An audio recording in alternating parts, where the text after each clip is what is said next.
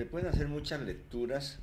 sobre el significado de la Asamblea Constituyente de 1991 y también de la Constitución Política de Colombia que se aprobó. Pero el hecho más destacado, sin duda, es que se trató de un escenario y de un tratado de paz. Esto fue lo que dijo el presidente César Gaviria cuando en acto solemne en el Congreso de la República se proclamó la nueva Constitución Política. Y en diferentes momentos se destacó ese carácter de tratado de paz fortaleciendo la institucionalidad frente a la violencia, tratado de paz fortaleciendo la democracia participativa, los derechos humanos, la ampliación de espacios democráticos y la definición de la solidaridad, de la equidad,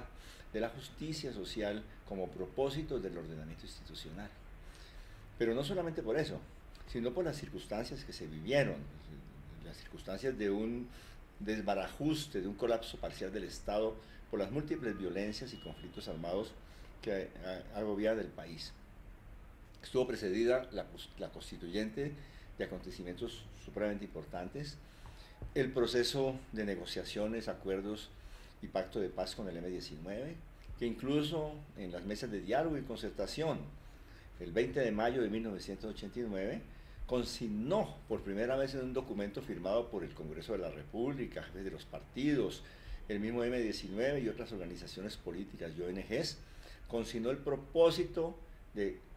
tramitar el proceso de paz a través de una asamblea constituyente. Y así sucesivamente, vemos nosotros, por ejemplo, que el acuerdo político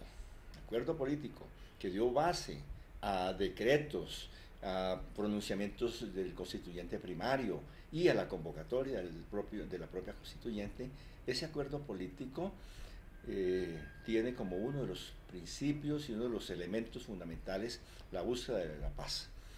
Se habla explícitamente de la reincorporación y de la incorporación a la vida civil de organizaciones guerrilleras como una de las justificaciones del propio acuerdo, y el acuerdo rubricado, firmado por el presidente de la República,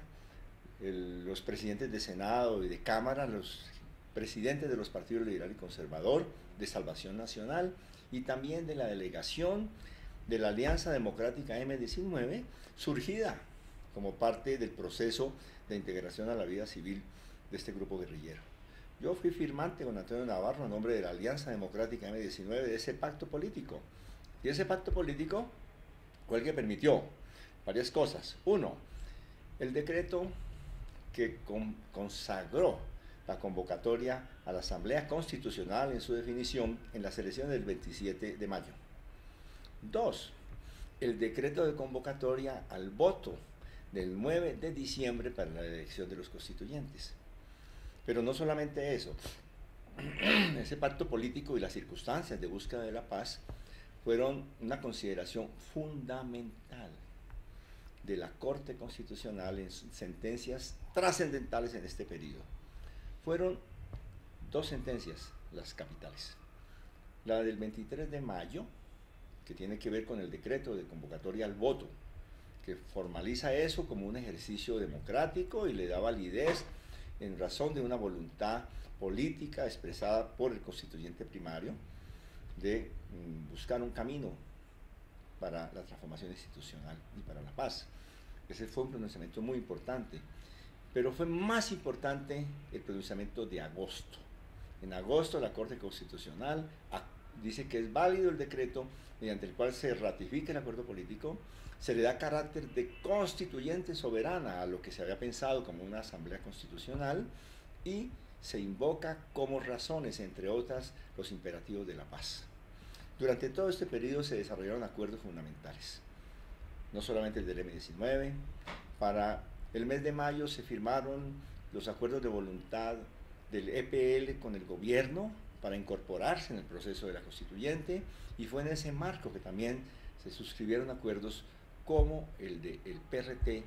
y el del Movimiento Indígena Armado Quintín Lame. Todos ellos participaron en la constituyente y por eso la constituyente es un acuerdo de país, un acuerdo de sociedad, un acuerdo político y también un acuerdo con organizaciones armadas. Por supuesto que fue un acuerdo de paz parcial. un acuerdo de paz insuficiente en la medida en que muchos de los factores estructurales de la violencia en Colombia